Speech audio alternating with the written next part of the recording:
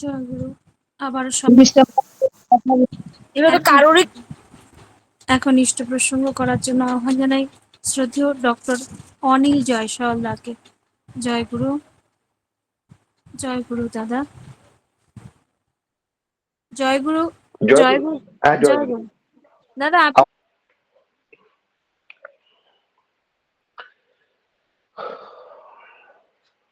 গুরু ব্রহ্মা গুরু বিষ্ণু গুরুদেব মহেশ্বর গুরুরেব পরম ব্রহ্ম তস্মৈ শ্রী গুরুবে নমঃ। বিশ্বপিতা পরম পিতা পরম দয়াল ঠাকুর আমার, তার রাঙারাতুলি চরণে আমার সহস্র সহস্র কোটি কোটি প্রণাম জানাই। প্রণাম জানাই পুরুষোত্তমী লীলা সঙ্গিনী জগৎ মাতা শিশি বড় মার শ্রীচরণে। প্রণাম জানাই ভক্ত শিষ্ট যুগাচার্য শিশি বড়দার শ্রীচরণে। প্রণাম জানাই পরম পূজ্য পাদ আচার্য দেবের রাঙারাতুল চরণে। প্রণাম জানাই ঠাকুর পরিবারের প্রতি প্রত্যেক গুরুজনের শ্রীচরণে।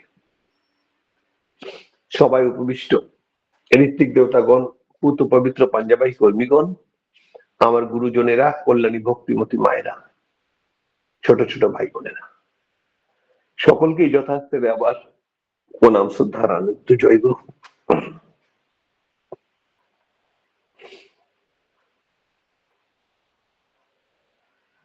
আজ এই মহতি সৎসঙ্গে আমাকে যিনি যোগযুক্ত করেছেন,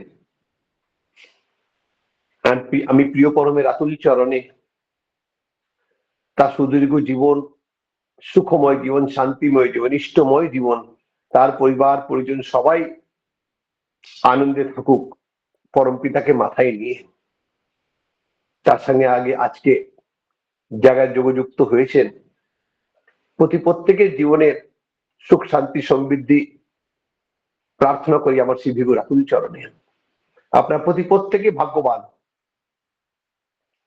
আপনারা ঠাকুর পেয়েছেন, আমরা ঠাকুর পেয়েছি। পরম সৌভাগ্য কি কারোর জন্যে, তার মঙ্গলের জন্যে কেউ পরম পিতার কাছে প্রার্থনা করে, ঠাকুর তাকে ভালো রেখো। যে ভাব নিয়ে পরম পিতার কাছে নিবেদন করেন, ঠাকুর বলেছেন একক ভাবে যদি আমার কাছে কেউ প্রার্থনা করে, সেই প্রার্থনা আমি শুনি।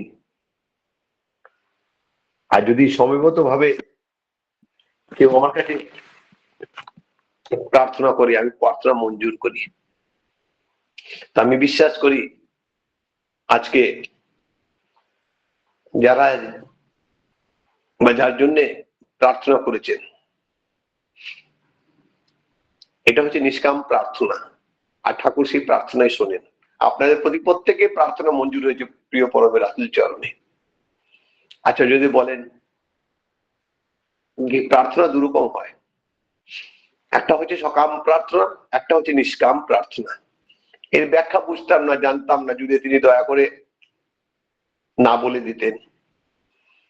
সকাম প্রার্থনা হচ্ছে কি, ঠাকুর আমাকে ভালো রেখো, আমাকে খুব ভালো রেখো, আমার পরিবারের মধ্যে বউ বাচ্চা যারা আছে প্রত্যেকে ভালো থাকুক, আমার ঘর হোক, আমার বাড়ি হোক, আমার গাড়ি হোক, আমার চাকরিতে বৃদ্ধি হোক, আমি খুব সুখে থাকি। ঠাকুর ওই প্রার্থনা শোনেন না, ঠাকুর শোনেন নিষ্কাম প্রার্থনা। কি আমি পরের জন্য, যাকে চিনি না, যাকে জানি না, যার সঙ্গে আমার কোনো রক্তের সম্পর্ক নেই, তার জন্য প্রার্থনা করা। কি ঠাকুর কাতর কণ্ঠে তাকে ডাকা, কি ঠাকুর তাদের ভালো রেখো, তার মধ্যে তোমার ইচ্ছায় পূর্ণ হোক। আমার পরিবারের মধ্যে যারা আমার ছেলেকে রোজ স্কুলে পৌঁছে দেয়, তার জন্য প্রার্থনা। সে রিস্কালার জন্য প্রার্থনা, যে গাড়ি নিয়ে আসে তার জন্য প্রার্থনা। আমার বাড়িতে যে মা আসেন কাজ করার জন্য তার জন্য প্রার্থনা, আমার প্রতিবেশীদের জন্য প্রার্থনা। ঠাকুর প্রতি প্রত্যেকে ভালো রেখো, তারা খুব ভালো থাকুক। তুমি আমাকে ভালো রেখেছো, আমি খুব ভালো আছি। পৃথিবীতে কোটি কোটি মানুষ আছে ঠাকুর, তার মধ্যে আমাকে এত ভালো রেখেছো তুমি, তাদেরকেও ভালো রেখো, যেন তাদের হৃদয়ে তোমার বাস হোক। ঠাকুর সেই প্রার্থনা শোনেন। আর ঠাকুর সত্যানন্দ বলে দিলেন, অন্যের মঙ্গল কামনাই হচ্ছে নিজের মঙ্গলের প্রসূতি। এটাই করতে আমরা ভুলে গেছিলাম। পরম দয়াল শ্রী ঠাকুর এসে দয়া করে আবার সেই জিনিসটাকে আবার নতুন করে জাগিয়ে দিলেন। বৃন্দাবনে প্রাণের ঠাকুর এলো নতুন বৃন্দাবনে, প্রাণে প্রাণে প্রাণ জেগেছে, রং লেগেছে মনে মনে। বৃন্দাবনে প্রাণের ঠাকুর এলো নতুন বৃন্দাবনে। আমরা নিজের মনের রংকে যেন তার রঙে সাজাই, এটাই তার কাছে প্রার্থনা। তাদের কিছু চাইতে নেই, শুধু চাইতে হবে ঠাকুর আমি তোমাকে খুব ভালোবাসতে পারি, আমার হৃদয়ে তোমার বাস হোক। সুখে দুঃখে যেমনই থাকি তোমার গুণ কীর্তন করতে থাকি, তোমার জয় কীর্তন করতে থাকি, তোমার কথা মানুষকে বলতে থাকি, তোমার পথে চলতে পারি। আচার্যদেব বলছেন কি তুমি যখন সাদা ধুতি পাঞ্জাবি চকচকে ধকধকে বনে বেরোলে, তোমাকে লোক দেখে শ্রদ্ধা করছে, স্নেহ করছে, জয়গুরু বলছে, তার থেকে বেশি সার্থকতা যখন তুমি একটা গামছা পরে থাকলেও ওই একই চোখে মানুষ তোমাকে ভালোবাসবে, তোমাকে শ্রদ্ধা করবে, তাহলে তুমি ঠাকুরের মানুষ হয়ে উঠেছ। কি অদ্ভুত কথা। তিনি বলতে চাইছেন তোমার চরিত্র ঠিক করো, তোমার চলা বলা ওঠা বসা যেন সুন্দর থেকে সুন্দর হয়ে জানো, তার জন্য তার আশা। পরম দয়াল শ্রী ঠাকুর দয়া করে এসে এবার আমাদের ভক্তি রাস্তাটাকে খুব সহজ করে দিলেন। অধম থেকে অধম, জ্ঞানী থেকে জ্ঞানী, ধ্যানী থেকে জ্ঞানী, যার কেউ নেই তারও ঠাকুর। তিনি ওই জন্য পরম প্রেমময়, যার কথা কেউ শোনে না তার কথা শোনেন তিনি, সেই প্রাণের ঠাকুর পরম দয়াল শ্রী ঠাকুর। তার দয়ার অনুভব করতে হয়, ভাবতে হয় কি আমাদের জীবনে আজকে যা আমরা আছি, এরকম কোটি কোটি মানুষ পৃথিবীতে নেই। পৃথিবীতে অশান্তি ভর্তি, নির্ভরতার অভাব, সুখের অভাব, শান্তির অভাব, তার মধ্যে আমরা ভালো আছি। কেন ভালো আছি? আমরা যজন যাজন ইষ্টবিধি পেয়েছি, আমরা মহামন্ত্র পেয়েছি, আমরা জীবনে বেঁচে বেড়ে ওঠার মন্ত্র পেয়েছি, সদাচার ব্রত পেয়েছি, কেমন ভাবে মানুষের সঙ্গে কথা বলতে হয় তিনি দয়া করে শিখিয়েছেন, কেমন তোর মানুষকে ভালোবাসতে তিনি দয়া করে শিখিয়েছেন। আজকে যদি তাকে না ধরতাম, জীবনে এত সুখ আছে, তো শান্তি আছে, তিনি দয়া করে বেশি দেখালেন এবার সংসার কিভাবে করতে হয়। এত ভরা সংসার তিনি নিয়ে আসলেন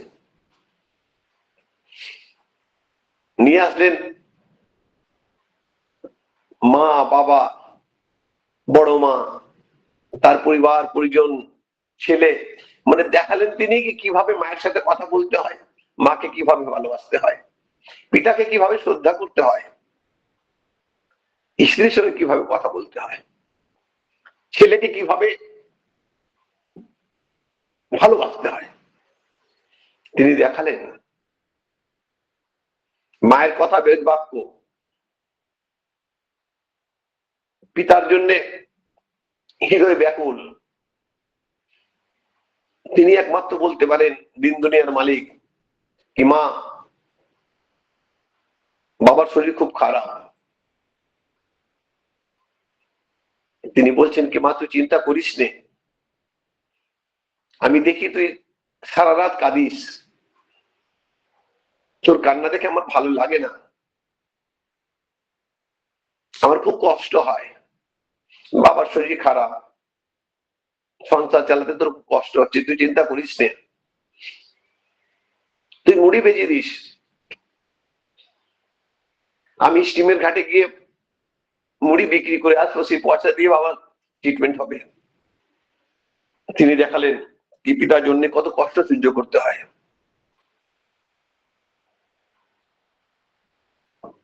মাকে বলছেন,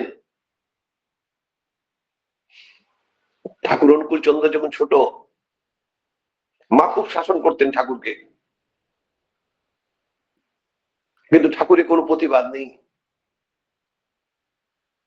তিনি বলতেন, মা আমাকে ভালোবাসে বলেই শাসন করে আমাদের, মা ছাড়া তো আমার কাছে কিছু নাই। ওই বালক অনুকূল চন্দ্র ওই উঠোনে দৌড়চ্ছে, তার বয়স 7 থেকে 8 বছর বয়স, আপনারা জানেন, আপনারা শুনেছেন।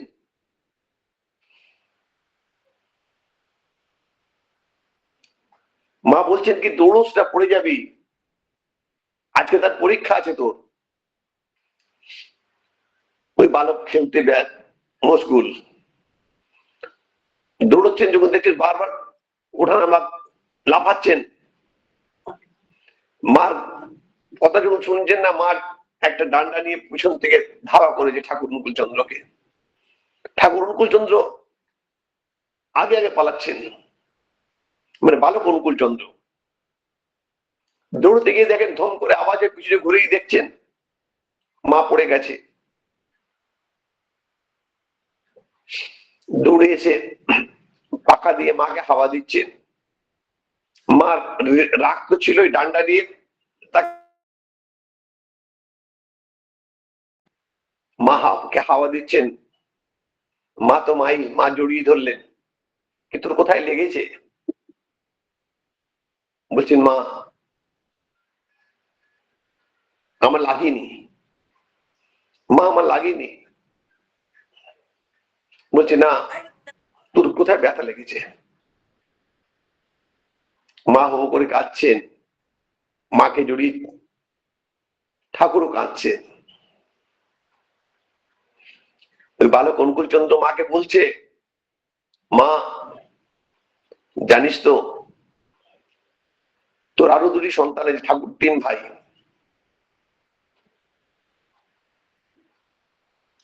এই অনুকূল যদি না থাকে না মা, তোর কিন্তু চলে যাবে, কিন্তু তুই তো আমার একমাত্র মা, তোর ছাড়া আমার কাছে কিছু নাই মা, তোর ছাড়া আমার কিছু চলবে না, যে তুমি তো আমার একমাত্র মা। তিনি বলতে পারেন, মাতৃভক্তি অটুট যত, সেই ছেলে হয়ে ক্ষুদিত তত, পিতায় শ্রদ্ধা মায়ের টান, সেই ছেলে হয়ে সাম্য প্রাণ। দেখলাম আমরা সচক্ষু, এই জগৎ দেখেছে তার ভালোবাসা। ঠাকুর অনুকূল চন্দ্র দেওঘরে বিরাজিত, দুপুর বেলা প্রচুর গরম, দুপুর 2-2:30 নাগাদ হঠাৎ করে বাইরে থেকে আওয়াজ হলো। ওই সময় তরুমা, তরুলতা মা ঠাকুরেরকে তামাক সাজিয়ে দিতে আসেন, তার বিছানাপত্র ঠিক করার জন্য। বাইরে আওয়াজ হলো, ঠাকুর বলছেন, কে রে, তরু নাকি, তুই তরু নাকি? বাইরে থেকে আওয়াজ ভেসে আসলো, না, আমি বড় বউ। ঠাকুর উঠে বসলেন, বলছেন, বড় বউ, খুব অন্যায় হয়ে গেল আমার। বলছে, কি হয়েছে? বলে, আমি তোমাকে তুই বলে সম্বোধন করলাম। বলে, আপনি তো জানেন না বলে না, আমার খুব অন্যায় হয়ে গেল, অজান্তে হলেও তো আমি তোমাকে তুই বলে সম্বোধন করলাম। ঠাকুর খুব অনুশোচনা করে, বড় মা বলছেন কি কোনো ব্যাপার না, আপনি বলতে পারেন, কিন্তু বলছেন না। ঠাকুর খুব অনুশোচনা করছেন। তিনি দেখালেন কি না নিজের স্ত্রীর সঙ্গে কেমন ভাবে কথা বলতে হয়। আমরা কত ভাবে কিভাবে আমার স্ত্রীর সাথে কথা বলি জানি না। তিনি জানালেন কিভাবে ভালোবাসতে হয়, কিভাবে কথা বলতে হয়, স্ত্রী লোকেদের সাথে কিভাবে কথা বলতে হয়। তিনি বলতে পারেন কি, যেদিন জানলাম, যেদিন বুঝলাম বিশ্ব দুনিয়ার মালিক বলছেন, যেদিন জানলাম কি এক মায়ের কোখ থেকে ছেলেও জন্মায়, মেয়েও জন্মায়, সেদিন থেকে নারীদের প্রতি আমার শ্রদ্ধা বেড়ে গেল। অদ্ভুত ব্যাখ্যা। এই ব্যাখ্যা পৃথিবীতে কোনো ধর্মগ্রন্থে লেখা নেই। আমরা ভাগ্যবান। পুরুষোত্তম আছেন যখন সব গুরুরই সার্থকতা।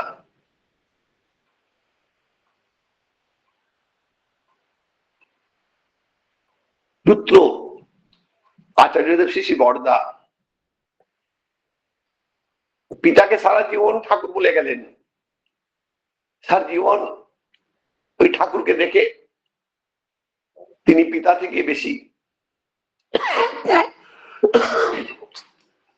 ঠাকুর রূপেই দেখলেন তাকে, মানে ভগবান চোখেই দেখলেন তাকে। পৃথিবীতে কোথায় গিয়ে অদ্ভুত পিতা পুত্রের মিলনের ব্যাখ্যা।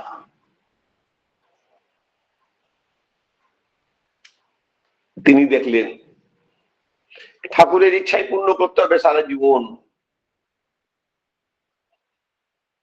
ঠাকুরকে ইচ্ছা পূর্ণ করার জন্য শ্রী শ্রী বরদা, আজকে শ্রী শ্রী বরদা বিশ্ব পূজনীয় শ্রী শ্রী বরদা, ভক্ত শ্রেষ্ঠ শ্রী শ্রী বরদা রূপান্তরিত হলেন।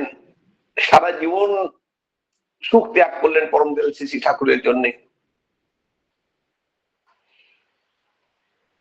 তিনি দেখালেন কি পিতার ইচ্ছে কিভাবে পূর্ণ করতে হয়। ঠাকুরের কথাই শেষ কথা। ঠাকুর বলছেন, আপনারা জানেন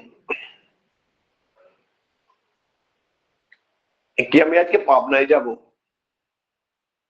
সবাই ভাবছে কি ঠাকুরের আজকে কি হলো, সকাল থেকে পাবনায় যাব। পাবনায় যাওয়ার জন্য পাসপোর্ট লাগে, ভিসা লাগে, কাগজপত্র করতে হয়। ঠাকুর জেদ ধরে বসে আছেন। ঠাকুর জলও খাচ্ছেন না একদম, আমি পাবনায় যাব। সবাই বোঝাচ্ছে কি ঠাকুর পাবনায় যাওয়া সহজ ব্যাপার নয়। পাবনা যাওয়ার জন্য এই লাগে, পাবনার জন্য সেই লাগে। আপনি শান্ত। ঠাকুর বলছেন আমি পাবনায় যাব। শ্রী বর্দার কাছে খবর দিল। সবাই ভাবছে আবার মনে মনে যে ঠাকুরের বয়স হয়েছে তো, ঠাকুর মনে সব ভুলে টুলে গেছেন। দিন দুনিয়ার মালিক, যার নখে গ্রহ বিরাজিত, তিনি নাকি ভুল করেছেন। বললো শ্রী বর্দাকে খবর দেওয়ার, শ্রী বর্দা এসে বললেন, বাবা কি হয়েছে? বলে, বড় খোকা আমি পাবনায় যাবো। বলে, হ্যাঁ বাবা যাবেন আপনি। সবাই ভাবছে কি ঠাকুরের তো হয়েছে, শ্রী বর্দার আজকে কি হলো। দেখি আজকে বর্দা কি করে তাকে পাবনায় নিয়ে যান। বলে, ঠাকুরকে বুঝিস করছে কি ঠাকুর তার গাড়ি ডাকবো? বলে, হ্যাঁ ডাকো। ঠাকুর শ্রী বর্দা বললেন, যা বাড়ি নিয়ে এসো। পরপর গাড়ি দাঁড়িয়ে গেল। ঠাকুর ধুতি ফুতি চেঞ্জ করলেন, সেজে গুজে। সবাই মনে মনে হাসছে কি দেখি এবেলা আজকে বোঝা যাবে কত ধানে কত চাল। কম পরীক্ষাতে দিতে হয়নি না। শ্রী ঠাকুর গাড়িতে বসলেন। শ্রী বর্দা গাড়ি চালাচ্ছে। গাড়ি চলছে, চলতে চলতে গাড়ি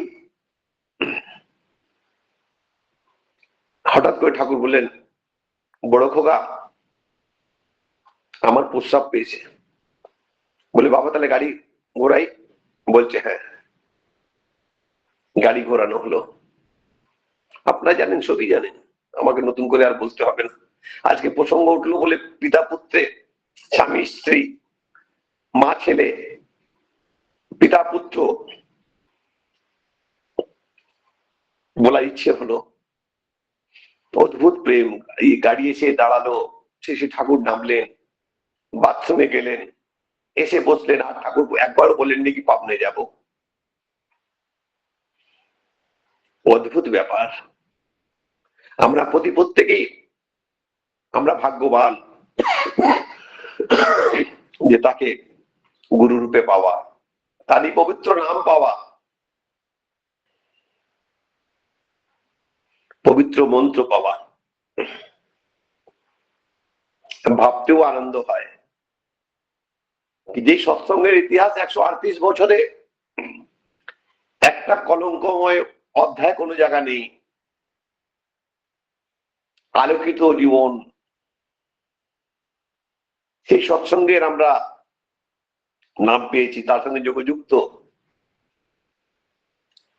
আমাদের পরম সৌভাগ্য এই জন্য বলছি, আজকের দিনে সমাজের মধ্যে সৎসঙ্গীদের না মানুষ অন্য চোখে দেখে। দেখবেন রাস্তাঘাটে আজকে যা অবস্থা, ঠিকভাবে মানুষের সঙ্গে কথা বলতে যায় না, মানুষও কথা বলতে জানে না। কিন্তু সৎসঙ্গীদের যেগুলি জানে যে এই লোকটা ঠাকুরের দীক্ষিত, আচরণ সিদ্ধ, ঠাকুরময় জীবন, যার সঙ্গে যেমনই কথা বলুক, সৎসঙ্গীদের দেখে সম্ভ্রম নিয়ে কথা বলে, মুখ দিয়ে গালাগালি করে, রাস্তা দিয়ে গেলেই দেখবেন কথা প্রসঙ্গ পাল্টে গেল, চুপ হয়ে গেল। এটাই পাওয়া আমাদের। তেমন ভাবে তো হতে হবে না। আজকে দিনে দেখছেন কি ভয়ঙ্কর যে পরিস্থিতিতে, যেই যুগে সৎসঙ্গীরা, ঠাকুর বলছেন কি পিতাকে শিব রূপে, আমাকে দুর্গা রূপে তুমি মানতে না পারো তো আমার কাছে এসো না। সেই যুগে লখনৌতে কিছুদিন আগেই দেখেছেন, ছেলে নিটে পরীক্ষা দিতে যাচ্ছে, টাকা পয়সার অভাব নেই, কোটি কোটি টাকা মালিক, বাবা শাসন করেছেন কি পড়তে বস, পরীক্ষা দিতে হবে, ভালোভাবে পড়তে হবে। ছেলে সহ্য না করতে পারে, বাবা গুলি মেরে অঙ্গ প্রত্যঙ্গ কেটে কেটে টুকরো টুকরো করে 5 কিলোমিটার 6 কিলোমিটার 10 কিলোমিটার মধ্যে ফেলে এসছে, তার বডিটাকে ড্রামের মধ্যে লুকিয়ে রেখেছে। সেই যুগে বলতেন ঠাকুর, ইষ্টবিষ্টি করার পর তোমার পিতাকে, তোমার মাকে, তোমার গুরুজনকে তুমি প্রণাম করো, পিতৃদেব ভব, মাতৃদেব ভব।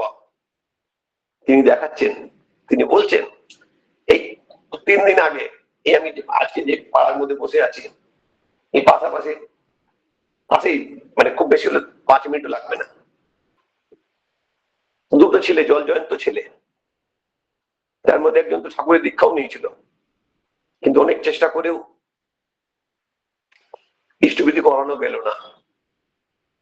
রাত্রি 12টার সময়, মানে দোলের সময় মদের দোকান বন্ধ হয়ে যাবে, রাত্রি 12টা অবধি মদ খেয়েছে। মদ খাওয়ার পর দুটো বন্ধু, একজন নাম হচ্ছে প্রকাশ, একজন প্রদীপ, রাত্রিবেলা 12টার সময় বিয়ে হয়েছে, একটা ছেলে আছে, একটা বাচ্চা ছেলে আছে ওর, দুজনেরই 30 থেকে, খুব বেশি 28 থেকে 30 বছর বয়স। রাত্রিবেলা বাড়ি থেকে ডাকছে একজনকে, চল মদ নিয়ে আসবো, না তো কালকে দোকান বন্ধ থাকবে তো সব। ওই রাত্রিবেলা ব্ল্যাকে মদ আনতে হবে, মদ আনতে গেছে। এত খেয়েছিল, মদ খেয়ে গাড়ি চালাতে গিয়ে, মানে গাড়ি একজন এদিকে চালিয়ে নিয়ে, যারা চালাতে জানে ওদিকে নিয়ে এসে, যারা নতুন তো শিখেছে, একদম ঠিক আমার গলির সামনেই ড্রাইভারের ডিভাইডারে গাড়ি, মানে ওই স্কুটি গাড়ি, মানে মদের নেশায় 80 কিলোমিটার মারলো ধাক্কা ডিভাইডারে, সঙ্গে সঙ্গে মাথায় ঘিলু বেরিয়ে গেল, দুজনেই মারা গেলেন। পাড়ার মধ্যে পুরো শোকে ছায়া। কে চালাবে আমারে? যদি সময় মতন আমার ছেলে মেয়েকে তার সঙ্গে যোগযুক্ত না করি,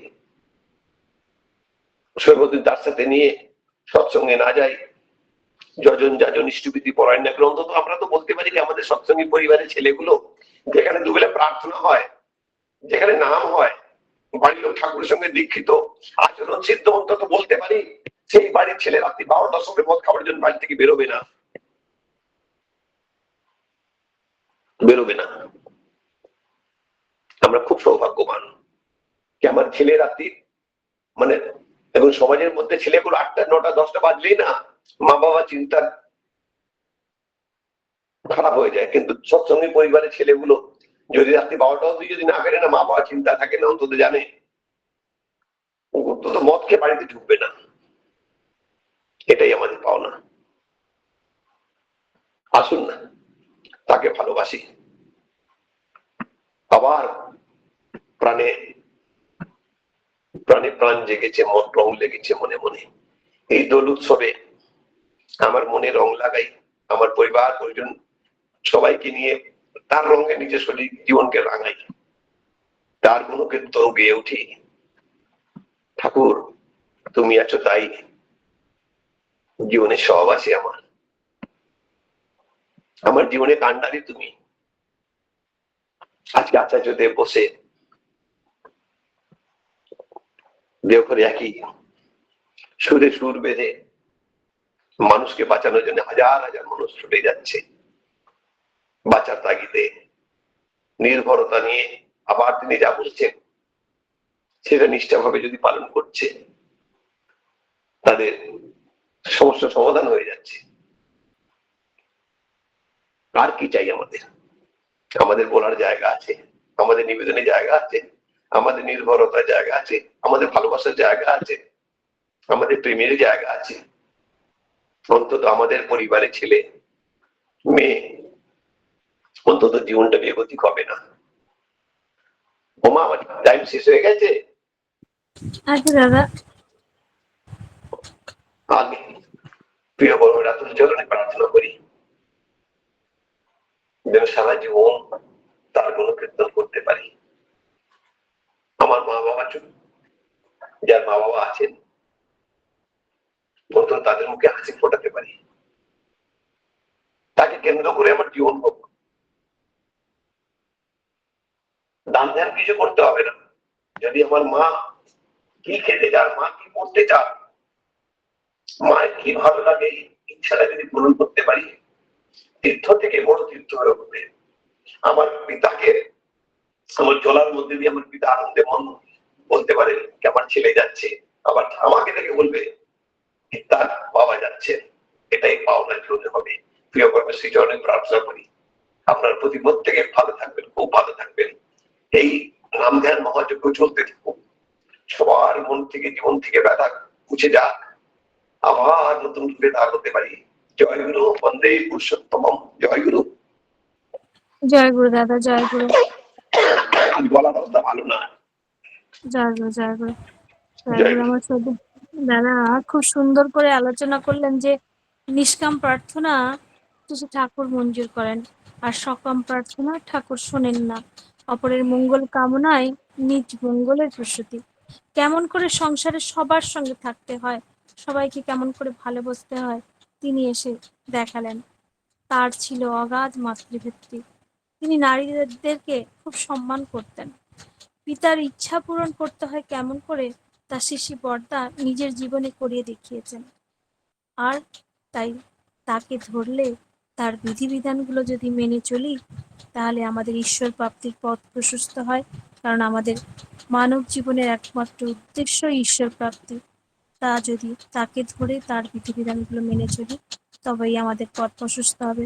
জয় গুরু দাদা, খুব ভালো থাকুন, সুস্থ থাকুন, পরিবার পারিপার্শ্বিক সবাইকে নিয়ে আনন্দে থাকুন। এই কাতর প্রার্থনা দয়ালের রাঙা রাখুন চরণে। জয় গুরু।